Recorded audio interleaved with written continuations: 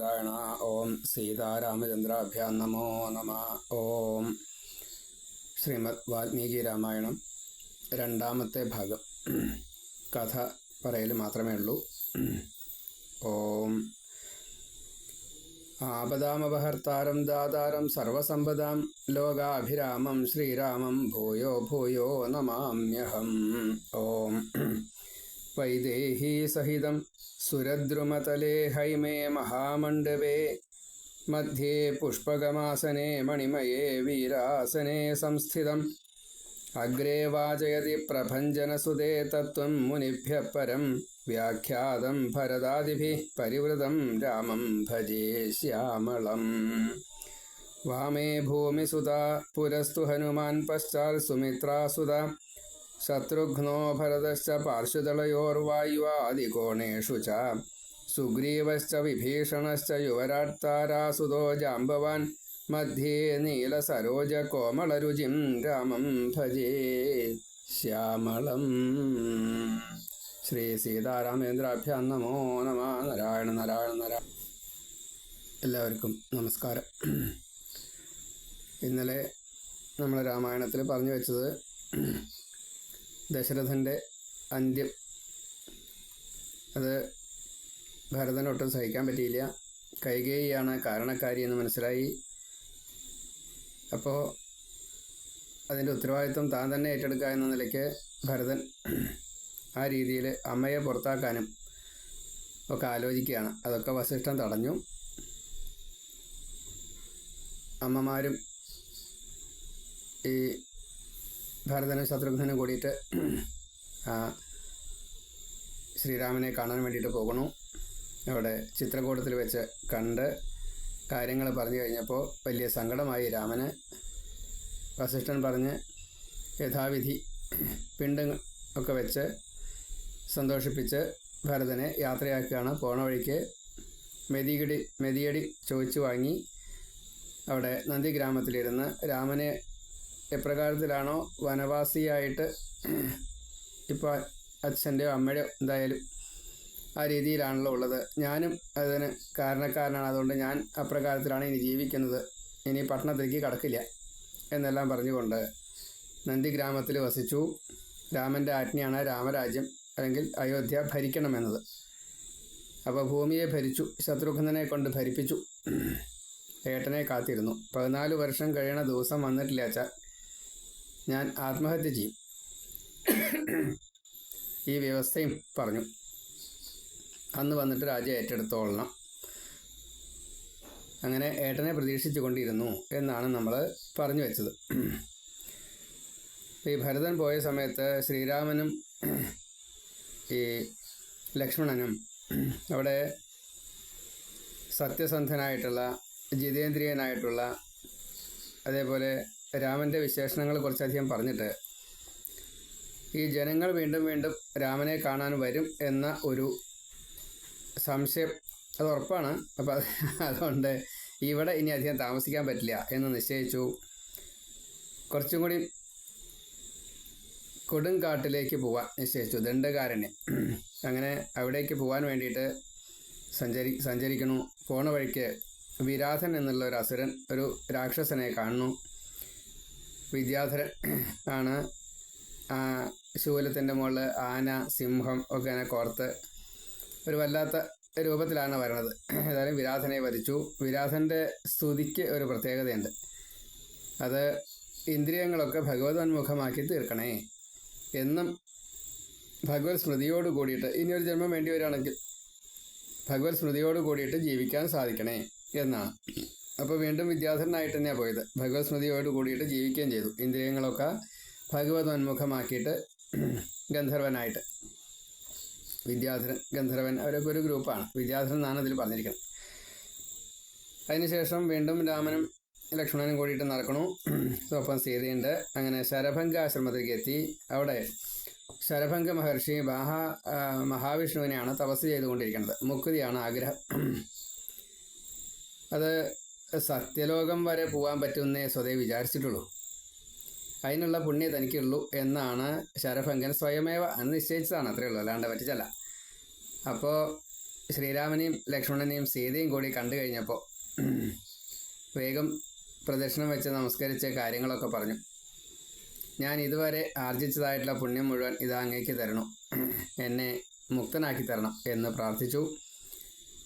അങ്ങനെ അവരുടെ മുമ്പിൽ വെച്ചിട്ട് അവരുടെ തൃക്കൈ കൊണ്ടെന്ന് പറയട്ടെ, ഏതായാലും അങ്ങനെയൊക്കെയാണ് ഹോമകുണ്ട് ഉണ്ടാക്കിയിട്ട് ഈ ദേഹത്തെ അതിൽ ഹവിസായിട്ട് ഹോമിച്ചത്. രാമനെ കണ്ട് രാമനാമം ജപിച്ച് രാമന് പുണ്യം കൊടുത്ത് രാമൻ്റെ മുമ്പിൽ രാമനെ സ്മരിച്ചുകൊണ്ട് ആ ശരീരത്തെ ഉപേക്ഷിച്ചു. ആ ജീവൻ രാമനിലേക്ക് ലയിച്ചു. സത്യലോകം വിചാരിച്ച് തപസ് ചെയ്ത് നേരിട്ട് വൈകുണ്ഠത്തിലേക്ക് എത്താൻ സാധിച്ചു. അതാണ് ശരഭംഗ മഹർഷി. അങ്ങനെ ആർക്കും അങ്ങനെ ചെയ്യാൻ സാധിക്കുമെന്ന് തോന്നുന്നില്ലേ? പുണ്യം മുഴുവനെ ദാനം ചെയ്ത് മുക്തി നേടണ്ടേ? എളുപ്പമല്ല.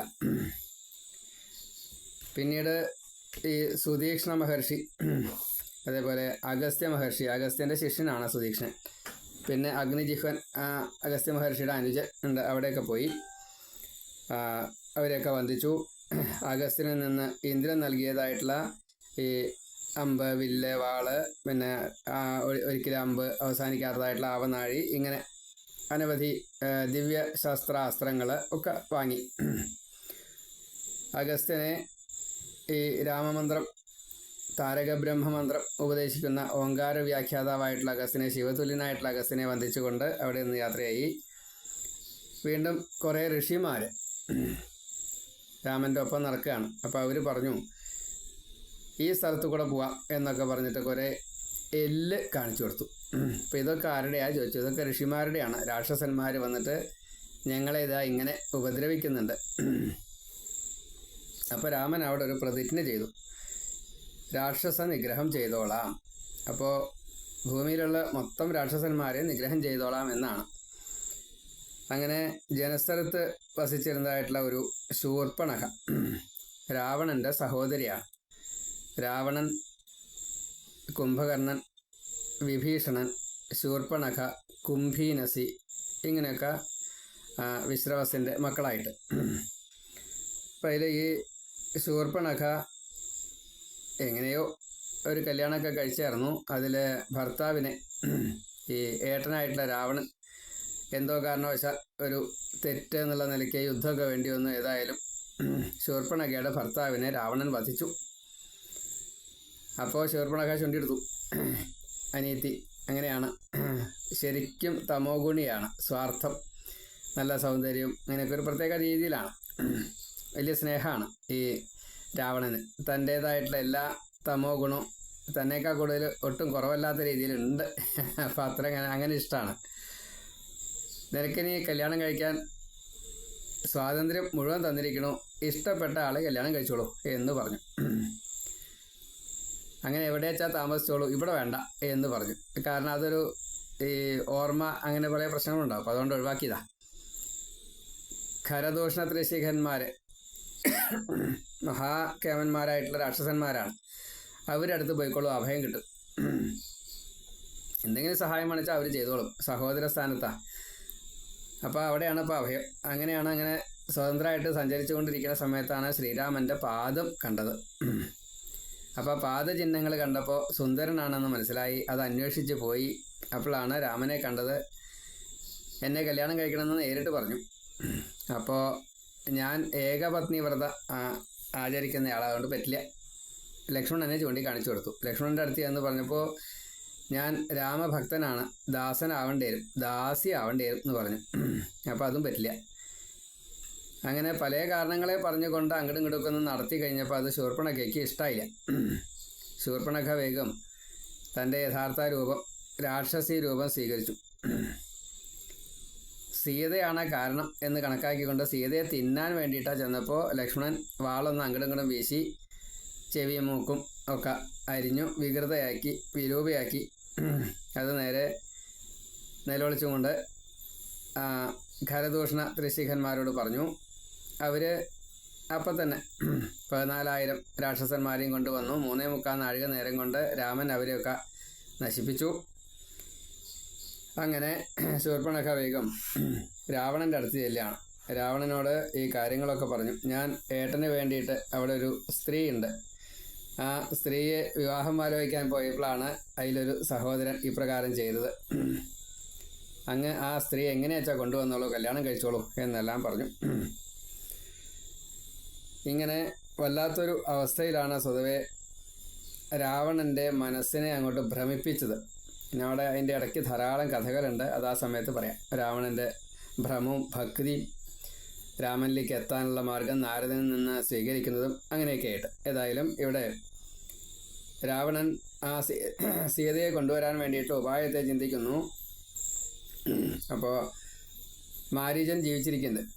മാരീചൻ്റെ അടുത്ത് ചെന്നു മോഹിപ്പിക്കണം, രാമനെയും ലക്ഷ്മണനെയും അകറ്റണം, എന്നിട്ട് വേണം സീതയെ കൊണ്ടുവരാൻ എന്ന് പറഞ്ഞു. അപ്പോൾ മാരീചൻ പറഞ്ഞു, എനിക്ക് രാമൻ എന്ന് കേട്ടാൽ തന്നെ പേടിയാണ്, രാമ എന്ന് കേട്ടാൽ തന്നെ പേടിയാണ്. അപ്പം അതുകൊണ്ട് അത് സാരില്ല, നീ പോയിട്ടില്ല വെച്ചാൽ നിന്നെ ഞാൻ കൊല്ലും എന്ന് പറഞ്ഞു. അപ്പം മരണം ഉറപ്പിച്ചു. എന്തായാലും നിൻ്റെ കൈ കൊണ്ട് വേണ്ട, ഞാൻ രാമൻ്റെ കൈ കൊണ്ട് മരിച്ചോളാം എന്ന് പറഞ്ഞ് അവിടെ ചെന്ന് സ്വർണ്ണമാനായി സീതയെ മോഹിപ്പിച്ചു. രാമനോട് സ്വർണ്ണമാനെ വേണമെന്ന് പറഞ്ഞു, വേണ്ടാന്ന് പറഞ്ഞു, ചലം കൂട്ടാക്കിയില്ല. ഏതായാലും മാൻ ഓടി പിന്നാലെ രാമനും. കുറച്ച് ദൂരം കഴിഞ്ഞപ്പോൾ രാമൻ മാനിനെ വധിച്ചു. മാരീചനാണെന്ന് മനസ്സിലായി. മാരീചൻ രാമൻ്റെ ശബ്ദത്തിൽ ലക്ഷ്മണ രക്ഷിക്കണേ എന്നൊക്കെ പറഞ്ഞപ്പോൾ സീത പറഞ്ഞു, ഒന്ന് അന്വേഷിക്കൂ പോയിട്ട് എന്ന് പറഞ്ഞു. അപ്പോൾ പറ്റില്ല പറഞ്ഞു. വെച്ചാൽ ആവശ്യമില്ല, വേണ്ട എന്ന് പറഞ്ഞു. അപ്പോൾ ഏട്ടൻ മരിച്ചിട്ട് എന്നെ കല്യാണം കഴിക്കാനുള്ള ഉദ്ദേശം നടക്കില്ല എന്ന് പറഞ്ഞു. അപ്പോൾ ലക്ഷ്മണൻ ചെവി പൊത്തി ഒരു ലക്ഷ്മണ രേഖയൊക്കെ വരച്ച ഒരു കവചമൊക്കെ ഉണ്ടാക്കി കൊടുത്തു, ഇവിടുന്ന് പുറത്തേക്ക് പോണ്ടാട്ടോ എന്നെല്ലാം പറഞ്ഞുകൊണ്ട് അമ്മയായി കണ്ടുകൊണ്ട് നമസ്കരിച്ച് രാമൻ്റെ അടുത്തേക്ക് പോയി. രാമൻ തിരിച്ചു വരുന്നു, രണ്ടുപേരും സംഗമിക്കുന്നു. അപ്പോൾ മുഴുവൻ കാര്യങ്ങളൊന്നും പറഞ്ഞില്ല. ഏതായാലും ഇവിടെ വന്നു കഴിഞ്ഞപ്പോഴേക്കും സീതയെ രാവണൻ കട്ടുകൊണ്ടുപോയി. രാവണൻ ഇവിടെ വന്നു ബ്രാഹ്മണ വേഷധാരിയായിട്ട് ഭിക്ഷ ചോദിച്ചുകൊണ്ടാണ് ചെന്നത്.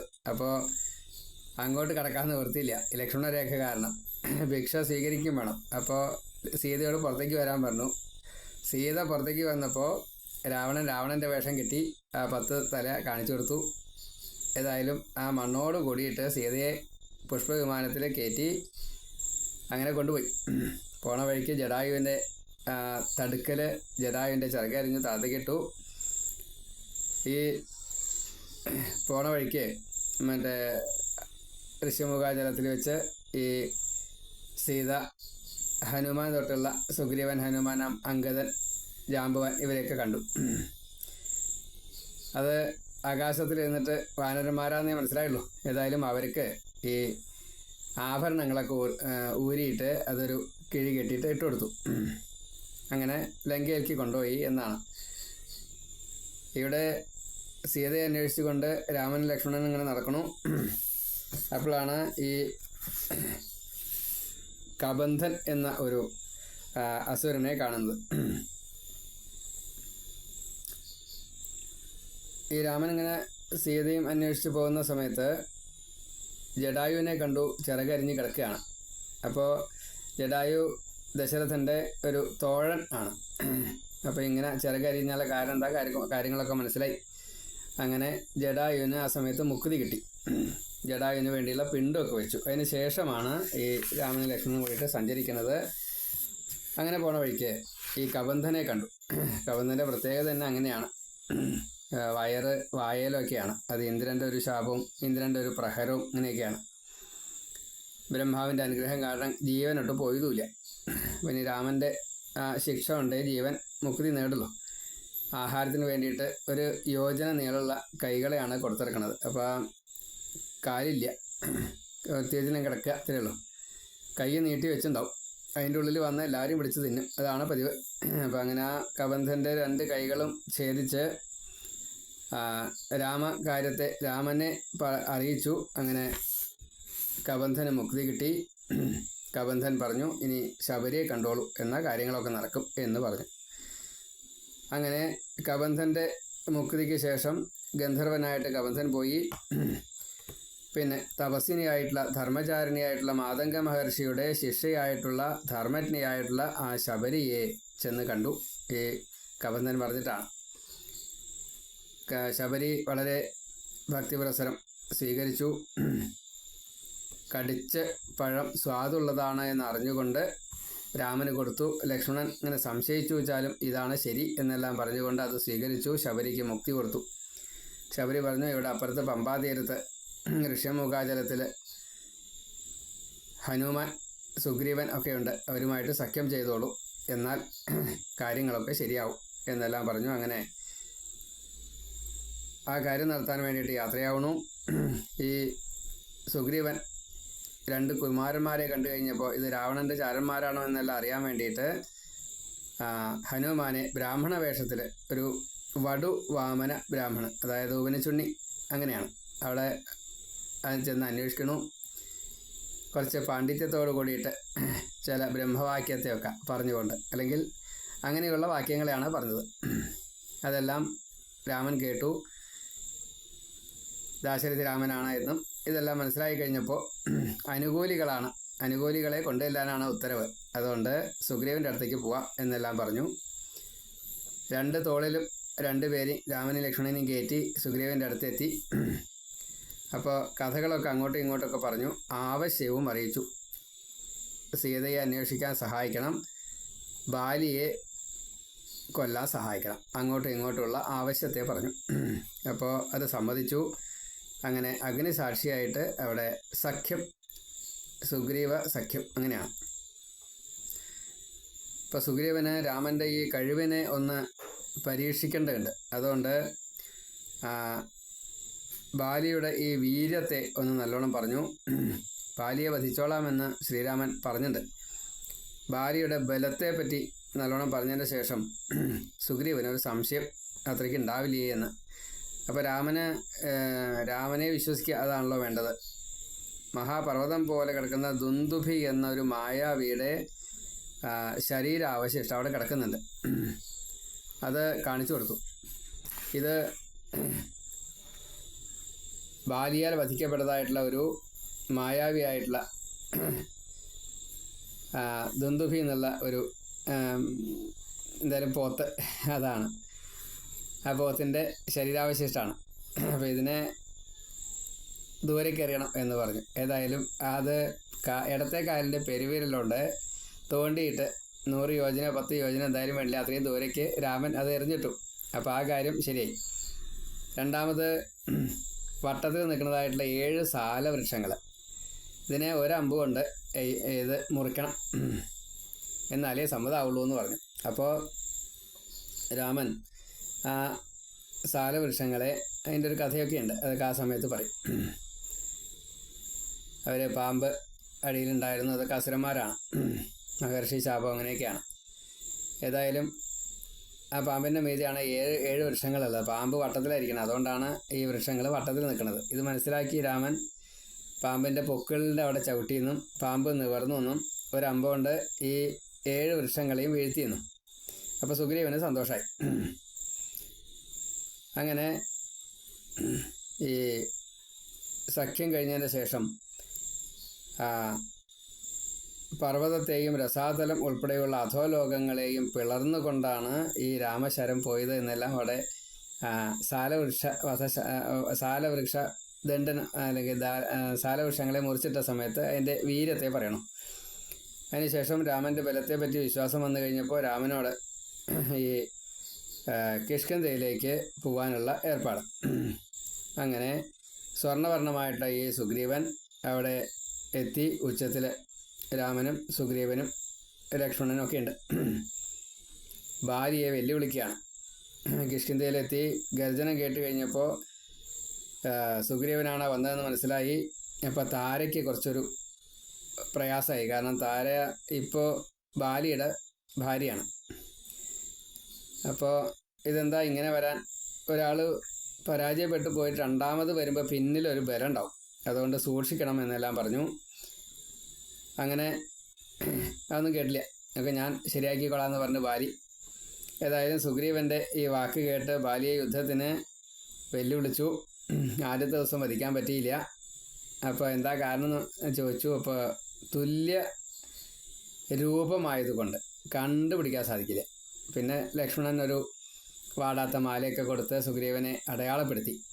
അതിനുശേഷം പിറ്റേ ദിവസം ബാലിയെ ഒരു മരത്തിൻ്റെ പിന്നിൽ നിന്നുകൊണ്ട് ഒളിയമ്പ് ചെയ്തുകൊണ്ട് ബാലിയെ രാമൻ വധിച്ചു. അപ്പം ആ സമയത്ത് ബാലി ചോദിച്ചു, എന്തിനാ എന്നെ വധിക്കണത്? സുഗ്രീവൻ വിചാരിച്ചാൽ അങ്ങയുടെ പത്നിയെ സ്വീകരിക്കാൻ സാധിക്കില്ല. ഞാൻ വിചാരിച്ചാൽ രാവണനെ വധിച്ചിട്ടോ അതല്ലെങ്കിൽ കീഴ്പ്പെടുത്തിയിട്ടോ സീതയെ തന്നായിരുന്നു. അത് മതിയായിരുന്നില്ലേ ചോദിച്ചു. ഇനി എൻ്റെ മാംസം തിന്നാനും പറ്റില്ല, പിന്നെ എന്തിനാ വെറുതെ എന്നെ വധിച്ചേ എന്നായി. അപ്പം നീ തെറ്റ് ചെയ്തു. നിനക്ക് അർഹതയില്ലാത്ത രാജ്യം, നിനക്ക് അർഹതയില്ലാത്ത നിൻ്റെ സഹോദരൻ്റെ പത്നി താര, രൂമ ഒക്കെ ഉണ്ട്. അപ്പോൾ അതൊക്കെ നീ വെച്ചിരിക്കുകയല്ലേ ഉണ്ടായത്, അത് ശരിയല്ലല്ലോ എന്നെല്ലാം പറഞ്ഞു. ഏതായാലും ശിക്ഷാർഹനായതുകൊണ്ടാണ് വധിച്ചത്. പിന്നെ നിൻ്റെ വരം നേരിട്ട് വരാൻ നിവൃത്തിയില്ല. നേരിട്ട് വന്നു കഴിഞ്ഞാൽ എൻ്റെ പകുതി ബലം നിനക്ക് കിട്ടുമല്ലോ, അതല്ലേ വരം. ശത്രുവിൻ്റെ പകുതി ബലം കിട്ടുന്ന ആ സമയത്ത് എങ്ങനെയാണ് നേരിട്ട് വരിക? അപ്പം അതുകൊണ്ടാണ് എന്നെല്ലാം പറഞ്ഞു. എങ്ങനെയായാലും ബാലിവധം കഴിഞ്ഞതിന് ശേഷം സുഗ്രീവനെ രാജാവാക്കി. പിന്നെ 4 മാസം അവിടെ കഴിഞ്ഞതിന് ശേഷമാണ്, ഈ മഴക്കാലമായിരുന്നു അതുകൊണ്ടാണ്, ചാതുർമാസ്യം. അത് കഴിഞ്ഞ് സുഗ്രീവൻ ഹനുമാൻ്റെയൊക്കെ നിർദ്ദേശം അനുസരിച്ച് 10,000 ഈ വാനരന്മാരെ വിട്ട് സീതാന്വേഷണത്തിന് വേണ്ട ഏർപ്പാടുകളെല്ലാം രാമൻ്റെ നേതൃത്വത്തിൽ ചെയ്യുകയാണ്. അങ്ങനെ 4 ദിക്കിലേക്ക് 4 സംഘമായിട്ട് വിട്ടു. 1 മാസത്തിനുള്ളിൽ തിരിച്ചു വരണമെന്ന് പറഞ്ഞു. തെക്കോട്ട് പോയത് ഹനുമാൻ തൊട്ടുള്ള വാനരന്മാരാണ്. ഹനുമാൻ വിശ്വസ്തനായതുകൊണ്ടും കഴിവുള്ളയാളാണ് എന്ന് മനസ്സിലാക്കിക്കൊണ്ടും സംഗ്രാംശാണെന്നെല്ലാം മനസ്സിലാക്കിക്കൊണ്ട് അടയാളം എല്ലാം രാമൻ ഹനുമാനെയാണ് ഏൽപ്പിച്ചത്. അങ്ങനെ അവർ തെക്കേ സമുദ്രത്തിൻ്റെ അടുത്തെത്തി. അപ്പോൾ അവിടെ സമ്പാദി എന്നുള്ള ആ കഴുകനെ കണ്ടു. ആ കഴുകൻ ഈ ജടായുവിൻ്റെ സഹോദരനാണ്. ജടായു വൃത്താന്തം പറഞ്ഞു. അപ്പോൾ രാമവൃത്താന്തം ഇങ്ങോട്ടും പറഞ്ഞു. ഏതായാലും ജടായുവിൻ്റെ കഥകളൊക്കെ അങ്ങോട്ടും ഇങ്ങോട്ടുമൊക്കെ പറഞ്ഞതിന് ശേഷം ഈ ജടായുവിൻ്റെ ചിറക് കരിഞ്ഞു പോയായിരുന്നു സൂര്യൻ്റെ പ്രകാശം കൊണ്ട്. മുകളിലേക്ക് പോയതാണ്. സൂര്യൻ്റെ അടുത്ത് എത്താറായപ്പോൾ ചിറക് കരിഞ്ഞതാണ്, താഴെ വീണതാണ്. അപ്പോൾ രാമകഥ പറഞ്ഞാൽ മാത്രമേ സീത ഇന്നേക്കിലുണ്ട് എന്നെല്ലാം പറഞ്ഞുകൊണ്ട് കഴുകനെ കണ്ണ് കാണുമല്ലോ. അപ്പോൾ സീതയെ കണ്ടു എന്നാണ്. ശംശഭാവൃക്ഷത്തിൻ്റെ ചുവട്ടിലൊരു സ്ത്രീ ഇരിക്കുന്നുണ്ട്. സീതയാണോ എന്ന് എനിക്കറിയില്ല. ആരെങ്കിലും അവിടെ പോയിട്ട് കാണേ നോക്കേ രക്ഷിക്കുക, എന്താ വെച്ചാൽ ചെയ്തോളൂ എന്നെല്ലാം പറഞ്ഞു കഴിഞ്ഞപ്പോൾ രാമസ്മരണയും സീതാസ്മരണയൊക്കെ വന്നു കഴിഞ്ഞപ്പോൾ ബ്രാഹ്മണരുടെ ആനുകൂല്യമുണ്ട്, ഒരു അനുഗ്രഹമുണ്ട്. അതിനനുസരിച്ച് ചിറക് വന്നു. സമ്പാദി പറന്നുപോയി. അങ്ങനെ ജാമ്പവാൻ്റെ പ്രേരണ കൊണ്ടെന്നോ അല്ലെങ്കിൽ ധൈര്യത്തെ വീണ്ടെടുത്ത് കൊടുത്തുകൊണ്ടെന്നോ അതായത് ഹനുമാൻ വീണ്ടും പഴയ രൂപത്തിലായി. ആദ്യം ഹനുമാന് കഴിവുണ്ടായിരുന്നു. പിന്നെ സൂര്യനെ വിഴുങ്ങാൻ വേണ്ടി ചെന്നപ്പോൾ ഇന്ദ്രൻ വജ്രായുധം കൊണ്ട് ഈ താടിയിൽ ഒരു പ്രഹരം, അതുകൊണ്ട് അവിടെ ഒരു പാടായി. അപ്പോൾ ഹനു എന്ന് പറഞ്ഞാൽ താടിയാണ്, താടിയിൽ പ്രഹരം കെട്ടി. അപ്പോൾ അവിടെ ഒരു അടയാളമുള്ളയാൾ എന്ന നിലയ്ക്കായി. അങ്ങനെ ആ ഹനുമാന് കഴിവുകൾ നഷ്ടപ്പെട്ടു. ഇനി ആരാണോ അത് ഓർമ്മിപ്പിക്കുന്നത് അപ്പോഴേ ഉണ്ടാവുള്ളൂ എന്നും പറഞ്ഞു. അപ്പോൾ ജാമ്പുവാൻ ഈ സമയത്ത് അത് ചെയ്തു കൊടുത്തു. ഹനുമാൻ്റേതായിട്ടുള്ള മുഴുവൻ കഴിവുകളും, ശിവാംശമായിട്ടുള്ള ഹനുമാൻ്റെ മുഴുവൻ കഴിവുകളും ഓർമ്മിപ്പിച്ചു. അങ്ങനെ രാമകാര്യം ചെയ്യാൻ വേണ്ടിയിട്ട് 100 യോജന വിസ്താരമുള്ള ആ സമുദ്രത്തെ ചാടിക്കടക്കാൻ വേണ്ടിയിട്ട് പ്രേരിതമായി ചാടിക്കടന്നു. പോണ വഴിക്ക് കുറേ തടസ്സങ്ങൾ, 3-4 തടസ്സങ്ങളൊക്കെ ഉണ്ടായിരുന്നു. ലങ്കാലക്ഷ്മിയെ തന്നെ മുക്തയാക്കി. അതിന് ശേഷം രാവണ രാജ്യത്തിലെ ലങ്കയിലെത്തി. അശോകവനികയിലെ അതിൽ ശംശഭാവൃക്ഷത്തിൻ്റെ ചുവട്ടിലിരിക്കുന്ന രാമനെ ധ്യാനിക്കുന്നതായിട്ടുള്ള സീതയെ കണ്ടു. അങ്ങോട്ടും ഇങ്ങോട്ടും സംവാദങ്ങൾ, കുശലങ്ങൾ, അതേപോലെ താൻ ആരാണ് എന്നുള്ള പറഞ്ഞു കൊടുക്കൽ. സീതയുടെ കാര്യമല്ല, രാമൻ്റെ കാര്യം അങ്ങോട്ടും ഇങ്ങോട്ടും ഒക്കെ പറഞ്ഞു. അതിനുശേഷം അടയാളമോതിരം കൊടുത്തു. കാര്യങ്ങളൊക്കെ അറിഞ്ഞതുകൊണ്ട് സീതയെ ആശ്വസിപ്പിച്ചു. പിന്നെ ധാരാളം ആഹാരമൊക്കെ കഴിച്ചതിൻ്റെ ശേഷം ഉദ്യാനത്തിൻ്റെ പുറത്ത് ആ ഗോപുരമൊക്കെ തകർത്തു. ആ സമയത്ത് 5 സേനാപതികളെയും 7 മന്ത്രിപുത്രന്മാരെയും ഒക്കെ വിട്ട് ഈ ശൂരനായിട്ടുള്ള അക്ഷകുമാരൻ, രാവണൻ്റെ ഒടുക്കത്തെ പുത്രനാണ്, അവർ യുദ്ധത്തിന് വന്നു. അവരെയൊക്കെ വധിച്ചു ഈ ഹനുമാൻ ഒറ്റയ്ക്ക്. അതേപോലെ മൂത്തപുത്രനായിട്ടുള്ള ഇന്ദ്രജിത്ത്, മേഘനാഥ് ഈ ഹനുമാനെ പിടിക്കാൻ വേണ്ടിയിട്ട് വന്നു. അങ്ങനെ ബ്രഹ്മാസ്ത്രം കൊണ്ട് കെട്ടി എന്നാണ്. 3.25 നാഴിക നേരം ബ്രഹ്മാസ്ത്രത്തിൽ പെട്ടുപോവുക എന്നൊരു വിധിയുണ്ട്. അപ്പോൾ ആ വിധിക്കനുസരിച്ച് ഹനുമാൻ അതിനെ കീഴടങ്ങി. അത് കഴിഞ്ഞപ്പോൾ ബന്ധനം ഇല്ലാണ്ടേയി. പിന്നെ രാവണനെ കാണണമെന്ന് ആഗ്രഹിച്ചുകൊണ്ട് ബന്ധനം അഴിഞ്ഞിട്ടില്ല എന്ന നിലയ്ക്കിരുന്നു. ഇപ്പോൾ ഇവരെല്ലാവരും കൂടി ഏറ്റിയിട്ട് അവിടെ എത്തി. രാവണനെ കണ്ടു, കാര്യങ്ങളൊക്കെ പറഞ്ഞു. കാര്യങ്ങൾ പറഞ്ഞത് സീതയെ കൊടുത്തോളൂ, എന്നാൽ ജീവൻ കിട്ടും എന്ന് തന്നെയാണ്. അപ്പോൾ അവമാനം എന്ന് തോന്നി. എന്നെ അവമാനിച്ച നിന്നെയും ഞാൻ ഇത് അവമാനിക്കാം, വധിക്കാനാണ് നിശ്ചയിച്ചത്. അപ്പോൾ വിഭീഷണൻ പറഞ്ഞു, വധിക്കണ്ട, ദൂതനെ വധിക്കാൻ പാടില്ല. അതുകൊണ്ട് അപ്പോൾ വാനരൻ്റെ വാലിനാണ് ശൗര്യം. അതുകൊണ്ട് വാലിൽ തുണിയൊക്കെ ചുറ്റി എണ്ണയിലൊക്കെ മുക്കി തീ കൊടുത്തു. ആ തീ കൊണ്ട് ഈ ലങ്ക മുഴുവൻ ദഹിപ്പിച്ചു. സീത ഇരിക്കുന്ന സ്ഥലം വിഭീഷണൻ്റെ കൊട്ടാരം ഒഴിച്ച് ബാക്കിയൊക്കെ കത്തിച്ചു എന്നാണ്. ഏതായാലും അതൊക്കെ കത്തിച്ചു. അവിടുന്ന് സീതയുടെ അനുഗ്രഹത്തോട് കൂടിയിട്ട് തിരിച്ച് രാമൻ്റെ അടുത്തേക്ക് എത്തി. കണ്ടു സീതയെ എന്നെല്ലാം പറഞ്ഞു. കാര്യങ്ങളൊക്കെ അടയാള മോതിരം അങ്ങോട്ടും ഇങ്ങോട്ടും, അടയാള മോതിരം സീതയ്ക്കും അങ്കുലി ഈ ചൂടാമണി, അതായത് തലയിൽ ചൂടുന്ന ഒരു ഇത്, പിന്നെ ഒരു കാക്കക്കതി, അത് രണ്ടും അടയാളമായിട്ട് ഇവിടെ രാമനോടും പറഞ്ഞു. അങ്ങനെ ലങ്കയിലേക്ക് ചെല്ലാൻ വേണ്ടുള്ള കാര്യങ്ങളൊക്കെ നിശ്ചയിക്കുന്നു. രാമൻ എല്ലാവരും കൂടിയിട്ട് ഈ സമുദ്രതീരത്തെത്തി. സമുദ്രം മറികടക്കാനുള്ള മാർഗം വരുണനുമായിട്ട് ആലോചിച്ചു. വരുണൻ ആദ്യം വന്നില്ല. അപ്പോൾ ചുണ്ടിയെടുത്തു, ഒരു അമ്പെടുത്ത് കുലച്ചപ്പോൾ രാവണൻ വരുണൻ വന്നു. കുറേ രാക്ഷസന്മാരെ വധിക്കാനുണ്ട്, ആ അമ്പ അങ്ങോട്ട് പോകണം എന്ന് പറഞ്ഞു. ഏതായാലും അത് ചെയ്തു. അങ്ങനെ സേതു ബന്ധിക്കാനുള്ള അനുവാദം കിട്ടി. 5 ദിവസം കൊണ്ട് 100 യോജന ദൂരം സേതു ബന്ധിച്ചു.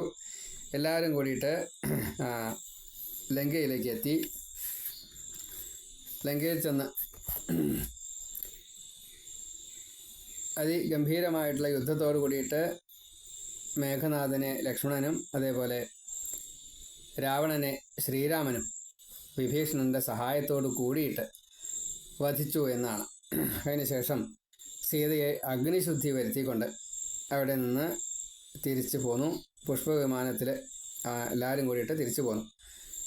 അപ്പോൾ കളങ്കിതയാണ് എന്ന് ഇനി ഒരാൾ പറയരുതെന്ന് വിചാരിച്ചിട്ടാണ് അഗ്നിശുദ്ധി ആ സമയത്ത് ചെയ്തത്. അന്യഗ്രഹവാസം ചെയ്തു കഴിഞ്ഞാൽ സ്ത്രീകൾക്ക് അശുദ്ധി ഉണ്ടോ എന്ന് പരീക്ഷിക്കുന്നത് പണ്ട് അങ്ങനെയാണ്.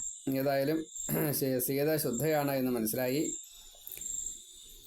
ദേവന്മാര, ഋഷികൾ, ചരാചരങ്ങൾ, ത്രിലോകങ്ങൾ രാമൻ്റെ മഹത്തായിട്ടുള്ള കർമ്മം കൊണ്ട് എല്ലാവരും സന്തുഷ്ടരായി തീർന്നു. അവർ എല്ലാ ദൈവങ്ങളെയും പ്രീതിപ്പെടുത്തിക്കൊണ്ട് ഈ രാമൻ ഇനി നന്ദിഗ്രാമം വഴി ഭരതനെ കൂട്ടി രാമരാജ്യത്തിലേക്ക് വരികയാണ് വേണ്ടത്. അപ്പോൾ ആ സമയത്ത് ഈ രാവണവധം കഴിഞ്ഞ ആ സമയം അവിടെ രാക്ഷസ അധിപതിയായിട്ട് വിഭീഷണനെ തന്നെ ലങ്കാധിപതിയായിട്ട് വാഴിച്ചു. സാത്വിക ഭാവത്തിലെത്തിച്ചു ആ രാക്ഷസവർഗത്തെ മുഴുവൻ. അതിനുശേഷം ഈ ദേവന്മാരുടെ വരം കൊണ്ട് മരിച്ചതായിട്ടുള്ള എല്ലാ വാനരന്മാരെയും ഈ രാവണ യുദ്ധത്തിൽ മരിച്ചതായിട്ടുള്ള എല്ലാ വാനരന്മാരെയും ദേവന്മാരുടെ അനുഗ്രഹം കൊണ്ട് കവികളെയൊക്കെ ജീവിപ്പിച്ച് സ്വസ്ഥരാക്കി കൊടുത്തു. അതിനുശേഷമാണ് എല്ലാവരും കൂടിയിട്ട് പുഷ്പവിമാനത്തിൽ ഈ യാത്രയാവണത്. അങ്ങനെ ഭരദ്വാജ ആശ്രമത്തിലെത്തി. ഹനുമാനെ ആദ്യം തന്നെ നന്ദിഗ്രാമത്തിലേക്ക് ഈ ഭരതൻ്റെ സമീപത്തേക്ക് വിട്ടു. പിന്നെ കഥകളെല്ലാം നല്ലോണം വിസ്തരിച്ചു. സുഗ്രീവനോട് കൂടിയിട്ട് വീണ്ടും ഭരദ്വാജാശ്രമത്തിൽ അവിടെ നിന്ന് പുഷ്പവിമാനത്തിൽ നന്ദിഗ്രാമത്തിലേക്ക് ശ്രീരാമൻ യാത്രയാവണു. അപ്പോൾ ഈ വരണ വഴിക്കുള്ള എല്ലാ രംഗങ്ങളെയും സീതയ്ക്ക് കാണിച്ചു കൊടുത്തുകൊണ്ടും അവിടെ സീതയെ ഉത്ബുദ്ധയാക്കിയെന്ന് സാരം. ഞാൻ ഇങ്ങനെയൊക്കെയാണ് ചെയ്തത് എന്നെല്ലാം രാമൻ കാണിച്ചു കൊടുത്തു. അതിനുശേഷം നന്ദിഗ്രാമത്തിൽ വെച്ച് ഭരതനെ കാണുന്നു. പിന്നെ രാജ്യത്തിലേക്ക് പോകുന്നതിൻ്റെ മുന്നേ ആയിട്ട് അവിടെ ജഡയൊക്കെ കളഞ്ഞ് ശ്രീരാമൻ വീണ്ടും ഒരു യുവ സുന്ദരനായിട്ട് വീണ്ടും മാറി. അപ്പോൾ സൗന്ദര്യം ലേട്ടല്ല എങ്കിലും വനവാസി വേഷം ആണല്ലോ, അപ്പോൾ അതിൻ്റെ ഒരു മാറ്റം അവിടെ സംഭവിച്ചു. അങ്ങനെ രാമൻ എല്ലാവരോടും കൂടിയിട്ട് രാജകൊട്ടാരത്തിലെത്തി. വസിഷ്ഠൻ അത് വേണ്ട വിധിപ്രകാരം വേദവിധി പ്രകാരം അഭിഷേകം ചെയ്തു. ചക്രവർത്തിയായിട്ട് രാമനെ അംഗീകരിച്ചു എല്ലാവരും. അങ്ങനെ ധാർമ്മിക ബുദ്ധിയോട് കൂടിയിട്ട് രാമൻ രാജ്യം ഭരിച്ചു. എല്ലാവരും സന്തുഷ്ടരായി. മാത്രമല്ല പുഷ്ടിപ്പെട്ടു ഭൂമി മുഴുവൻ. ദേവന്മാർ അതേപോലെ എല്ലാവരും രോഗമില്ലാത്തവരായി, പാപം ചെയ്യാത്തവരായി, പിന്നെ ക്ഷാമമില്ലാണ്ടായി, ഭയമില്ലാതെയായി. അതേപോലെ പുത്രമരണം തൊട്ടുള്ള ഇല്ല, വിധവ ആവില്ല. അതേപോലെ സദാസമയത്തും എല്ലാവർക്കും എപ്പോഴും സന്തോഷം. എന്തൊക്കെയാണോ വേണ്ടത് അതൊക്കെ കിട്ടിക്കൊണ്ടേയിരുന്നു. അതേപോലെ ഈ കൊടുങ്കാറ്റോ അല്ലെങ്കിൽ വെള്ളപ്പൊക്കമോ കാട്ടുതീയോ ഇതൊന്നും ഉണ്ടാവില്ല. അങ്ങനെ ഒന്നും ഉണ്ടായില്ല. അങ്ങനെ പഞ്ചഭൂതങ്ങളും അതേപോലെ തന്നെ ഈ ഈശ്വരന്മാർ കൊടുക്കേണ്ടതായിട്ടുള്ള മഴ തുടങ്ങിയുള്ള കാര്യങ്ങൾ, വിളവ് തൊട്ടുള്ള കാര്യങ്ങൾ അതൊക്കെ ധാരാളമായിട്ടുണ്ടായി. പിന്നെ ഈ കളവ് തുടങ്ങിയുള്ള കാര്യങ്ങളൊന്നും ഇല്ലാണ്ടേ. അതേപോലെ വിശപ്പ്, ദാഹം ഇതൊന്നുമില്ല. രാഷ്ട്രം ഗ്രാമമായാലും പട്ടണമായാലും ഒരേപോലെ സന്തോഷിച്ചു എല്ലാവരും. ധനധാന്യ സമൃദ്ധി ഉണ്ടായി എന്ന് സാരം. പിന്നെ കൃതയുഗത്തിലെ പോലെയായി ജനങ്ങളുടെ സ്വഭാവം. എല്ലാവരും സന്തുഷ്ടരായി. യാഗങ്ങൾ ധാരാളം ചെയ്തു. അശ്വമേധ ശതങ്ങൾ എന്നൊക്കെയാണ്. 10,000 കോടി പശുദാനങ്ങളെല്ലാം ചെയ്തുകൊണ്ട് ബ്രാഹ്മണർക്ക്, ദീനർക്ക്, സ്ത്രീകൾക്ക്, കുട്ടികൾക്കൊക്കെ ധാരാളം കൊടുത്തുകൊണ്ട് അവരെയൊക്കെ സന്തോഷിപ്പിച്ചുകൊണ്ട് അങ്ങനെയാണ് ബ്രാഹ്മണ പ്രീതി വരുത്തിയതായിട്ട് രാമൻ്റെ ആ ഭരണം. അപ്പോൾ എല്ലാവർക്കും വേണ്ടതൊക്കെ ധാരാളം. 100 വേണമെച്ചാൽ 1000 കൊടുക്കും. ഇങ്ങനെയൊക്കെയാണ്. അതേപോലെ എല്ലാ രാജാക്കന്മാരും സാമന്തരായിട്ട് മാറുകയും ചെയ്തു. ഇങ്ങനെ 11,000 വർഷം രാമരാജ്യം. മറ്റാർക്കും സാധിക്കാൻ പറ്റില്ല, മറ്റാർക്കും ഇങ്ങനെ ഭരിക്കാൻ സാധിക്കില്ല. അങ്ങനെ ബ്രാഹ്മണ ഉപദേശവും ബ്രാഹ്മണരെ ഉപാസനയും ചെയ്തുകൊണ്ട് ദേവന്മാരെ പൂജിച്ചുകൊണ്ട് 11,000 വർഷം അവിടെ രാജ്യം ഭരിച്ചു എന്നാണ്. അതിപവിത്രമായിട്ടുള്ള ഈ പാപങ്ങളെ മുഴുവൻ ഇല്ലാണ്ടാക്കുന്ന ഈ രാമചരിതത്തെ ആരാണോ, അതിപുണ്യമായിട്ടുള്ള വേദത്തിന് പോലും സമ്മതമായിട്ടുള്ള, ബ്രഹ്മാവിന് സമ്മതമായിട്ടുള്ള ഈ രാമായണത്തെ ആരാണോ പാരായണം ചെയ്യുന്നത്, ആരാണോ പറയുന്നത്, ആരാണോ അത് കേൾക്കുന്നത്, അതിനെ സ്മരിക്കുന്നത്, അവരെല്ലാവരും പാപമുക്തരായിട്ട് തീരും. കർമ്മവാസന തീരും. കർമ്മം ഒടുങ്ങും. അങ്ങനെ മുക്തി കിട്ടും. ഇഹ സുഖവും കിട്ടും. അപ്പോൾ 100 വർഷം സുഖമായിട്ട് ജീവിക്കാൻ സാധിക്കും. എല്ലാവിധത്തിലുള്ള പ്രതിസന്ധികളെയും തരണം ചെയ്യാൻ സാധിക്കും. സ്വർഗ സമാനമായിട്ടുള്ള ഭൂമിയിൽ അവനവൻ്റെ വീട്ടിലാണ് താമസം, പക്ഷേ സ്വർഗ സമാനമാവും. അങ്ങനെ ജീവിക്കാൻ സാധിക്കും. പുത്രപൗത്ര പ്രപൗത്ര എന്നൊക്കെ പരമ്പരയൊക്കെ ധാരാളം ഉണ്ടാവും. ഇങ്ങനെ ഈ രാമായണ കാവ്യത്തെ ആരാണോ പറയുന്നത് ആ ദ്വിജൻ, ഈ ബ്രാഹ്മണൻ വാഗ് അധീശ്വരനായിത്തീരും. നല്ല വാഗ്മിയായിട്ട് തീരും. അതേപോലെ ജ്ഞാനം ഉണ്ടാവുമെന്ന് സാരം. അതേപോലെ ബ്രാഹ്മണനെ നിലനിർത്താൻ സാധിക്കും. ഇനി ക്ഷത്രിയനാണെന്ന് വെച്ചാൽ ചക്രവർത്തിയായിട്ട് മാറും. ഇനി വൈശ്യരാണെങ്കിൽ കച്ചവടമായാലും മറ്റേ പശുപാലനായാലും ഒക്കെ വേണ്ട വിധത്തിൽ വർദ്ധിച്ച് ധാരാളം ധനിക സ്ഥാനത്ത് വരും, പ്രമാണിയായിട്ട് മാറും. അതേപോലെ ശൂദ്രനാണെന്ന് വെച്ചാൽ ആ കുലത്തിലെ പ്രമുഖ സ്ഥാനത്തെ കിട്ടും എന്നെല്ലാം പറഞ്ഞുകൊണ്ട് ആദ്യത്തെ ബാലകാണ്ഡത്തിലെ ആദ്യത്തെ അധ്യായം അവിടെ സമാപിക്കുകയാണ്. 100 ശ്ലോകങ്ങളെ കൊണ്ടാണ് ഈ രാമായണത്തെ ഇപ്രകാരം സംക്ഷിപ്തമായിട്ട് പറഞ്ഞത്.